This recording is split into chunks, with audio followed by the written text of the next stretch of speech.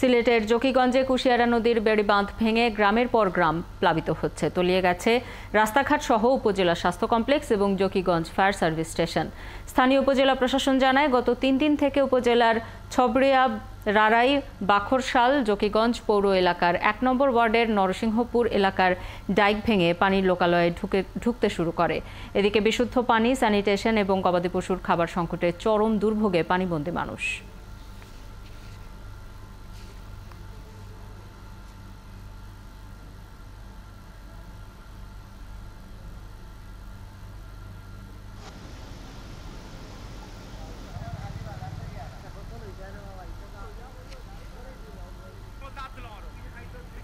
বন্যার সবশেষ খবরাখবর নিয়ে আমাদের সাথে সিলেট থেকে যুক্ত হচ্ছেন সহকর্মী হোসেন আহমদ সুজাদ এবং কুড়িগ্রাম থেকে যুক্ত হচ্ছেন রাজু মোস্তাফিজ। শুরুতেই যাচ্ছি সুজাদের কাছে। সুজাদ, জকিগঞ্জে কুশিয়ারা নদীর বেড়িবাঁধ ভেঙে বহু গ্রাম প্লাবিত হয়েছে। সেখানকার পরিস্থিতি কেমন এবং পানিবন্দী মানুষদের দুর্ভোগ কমাতে কোনো উদ্যোগ কি আপনার চোখে পড়েছে?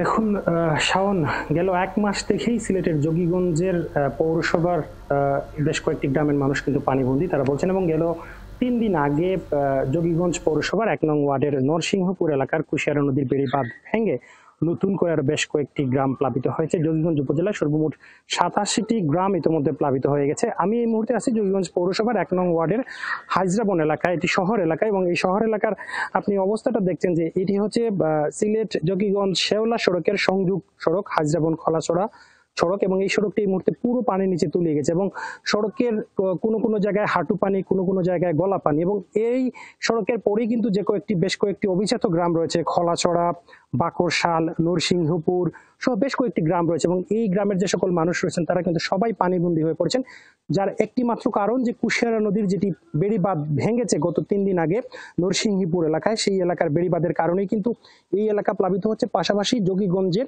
4টি ইউনিয়ন, কাজলসার, মানিকপুর এবং খলাছড়া সহ পৌরসভা মিলিয়ে 4টি ইউনিয়ন কিন্তু প্লাবিত হয়েছে। পাশাপাশি এই পানির কারণে বিয়ানীবাজারেও কিন্তু বন্যার অবনতি হচ্ছে। আপনি যেটা জানতে চেয়েছেন যে মানুষজন কি সুবিধা পাচ্ছে, আমাদের সাথে একজন আছেন এই হাজরাবনের একজন জনপ্রতিনিধি, আমরা ওনার কাছ থেকে একটু জানবো। আচ্ছা, আপনার এলাকার বন্যার কি পরিস্থিতি, সরকারি সহযোগিতা কতটুকু পেয়েছেন? সরকারি বরাদ্দ তেমন না, সীমিত বরাদ্দ, এটা না। আর এখানে হইলো আসলে বাঙ্গন হয়েছে পানি উন্নয়ন বোর্ডের দ্বারা। এই পানি উন্নয়ন বোর্ডে যখন অতদিন 1 মাস থেকে একটা বান্ধি 7টা দিন পানি নিচে আসলো, গাঙ্গের নিচে পানি আসলো, ঘুষেরা নিচে, তখন বান্ধিলে হইতো। কিন্তু তারা কেউ খোঁজ খবর নাই, আইলা দেখ লাগে মানুষ কার খবর নিত। এই এলাকার মানুষ যারা ভোগান্তিতে আছেন তারাও বুগরা, আর কেউ বুগার কেউ নাই। তান্দার যা 2তলার 3তলার পানির বুক পানি, এই পানি গলা পানি, হাঁটু পানি, মানুষের বাড়িতে বুক পানি। একদিন দেখতে গেছে আমরা, এত নৌকাও নাই এখানে। আমরা এখান প্রথম পানিতে জীবনেও আমরা এখানে পানি দেখছি না। 91-92 পানি হয়েছে, কিন্তু আমরা দেখছি না, এখানে দেখছি না। শাওন, আপনি শুনছিলেন যে আমরা এই এলাকার একজন জনপ্রতিনিধির সাথে কথা বলছিলাম, তিনি বলছেন যে তাদের এলাকার সবচেয়ে ভয়াবহ সমস্যা হচ্ছে যে হঠাৎ করে এই বন্যা দেখা দিয়েছে কুশিয়ারা নদীর বেড়িবাঁধ ভেঙে যাওয়ার কারণে।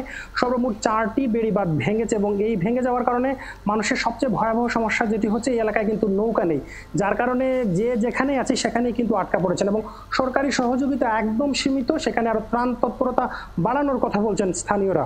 শাওন, সুজাদ, আপনি আমাদের সঙ্গে থাকুন এবং খবর রাখতে থাকুন। পরে নিশ্চয়ই আবারও আপনার কাছে আমরা ফিরবো। আমরা একটু কুড়িগ্রামের বন্যার খবর জেনে আসি। সহকর্মী রাজু মোস্তাফিজ যুক্ত হচ্ছেন।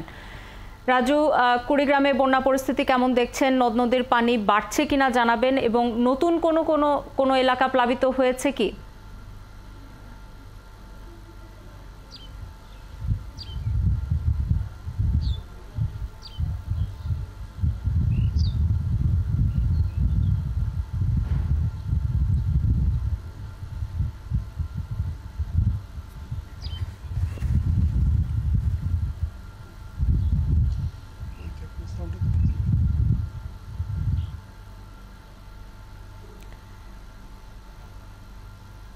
এরই মধ্যে আমরা জানি দর্শক যে দেশের বিভিন্ন এলাকায় বন্যা দেখা দিয়েছে। আমরা জানি যে সিলেট এবং সুনামগঞ্জে বন্যা পরিস্থিতির সবচেয়ে খারাপ অবস্থা। সবচেয়ে নাজুক অবস্থায় আছে। তার মধ্যে বেশ কিছু বেড়ি বাঁধে ফাটল ধরা এবং ভেঙে যাওয়ার কারণে বন্যা পরিস্থিতির আরও অবনতি হয়েছে। নতুন নতুন এলাকা প্লাবিত হচ্ছে এবং যেটি মূল কারণ বন্যার সেটি হচ্ছে একে তো বৃষ্টি হচ্ছে বাংলাদেশে অনেক এবং সীমান্ত এলাকাগুলোতে বিশেষ করে ভারত অঞ্চলে যে বৃষ্টি হচ্ছে এবং পাহাড়ি ঢল হচ্ছে তার কারণে মূলত বাংলাদেশে বন্যা দেখা দিয়েছে। এরই মধ্যে আমাদের সহকর্মী রাজু মুস্তাফিজ আমাদের সাথে যুক্ত হয়েছেন। রাজু, যেটি জানতে চাইছিলাম যে কুড়িগ্রামের বন্যা পরিস্থিতি কেমন, নতুন নতুন কোনো এলাকা প্লাবিত হয়েছে কিনা জানাবেন এবং মানুষের দুর্ভোগ কেমন, কতখানি দুর্ভোগে তারা আছেন আর তাদের এই দুর্ভোগ কমাতে কি ব্যবস্থা নেওয়া হলো?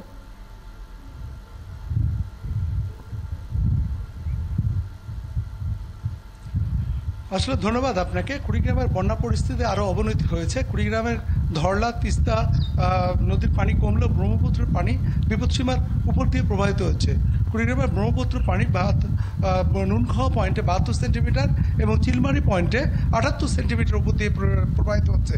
আসলে যে জিনিসটা সবচেয়ে খারাপ অবস্থা হয়েছে, আজকে ব্রহ্মপুত্র নদের পানি সবচেয়ে বিপদসীমার উপর দিয়ে যাচ্ছে এবং ব্রহ্মপুত্র ফেরিঘাটটি ভেঙে যাওয়া এখানে প্রায় 20টি গাড়ি আটকা পড়েছে। এছাড়া ব্রহ্মপুত্র শৈলবাড়ি যে ইউনিয়নটি আছে তার সামনে রাস্তাটি ভেঙে দেওয়ায় এবং ব্রহ্মপুত্র ইউনিয়ন পরিষদটি ভাঙনের মুখে পড়েছে।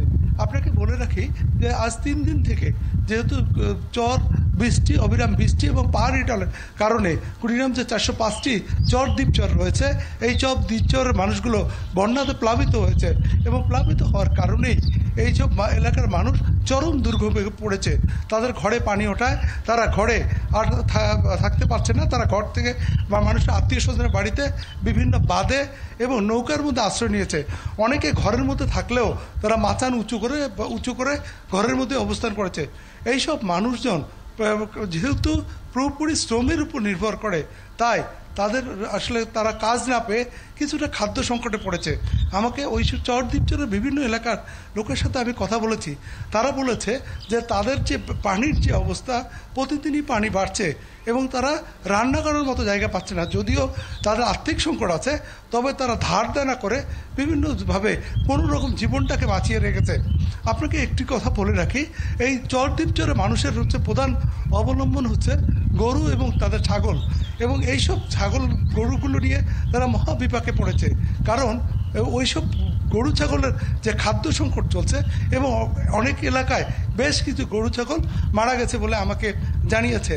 আপনাকে আরেকটি কথা বলি যে জিনিসটির অবস্থা সৃষ্টি হয়েছে মানুষের একটি খাদ্য সংকট। জেলা প্রশাসক আমাকে জানিয়েছেন যে খাদ্যের যে অবস্থা, এই অবস্থাতে তারা সহায়তা করছে প্রায় 1000 চাল, মানুষকে প্রায় 10 কেজি করে চাল ইতিমধ্যে বিতরণ করেছেন এবং প্রতিদিন বিভিন্নভাবে তারা সহায়তা করছেন এবং ত্রাণ কার্যক্রম অব্যাহত আছে। আপনি খবর রাখতে থাকুন, নিশ্চয়ই এরপরে আরও তথ্যের জন্য ফিরবো আপনার কাছে। আমাদের সাথে সিলেট থেকে যুক্ত হয়েছিলেন হোসাইন আহমদ সুজাদ এবং কুড়িগ্রাম থেকে যুক্ত হয়েছিলেন রাজু মুস্তাফিজ।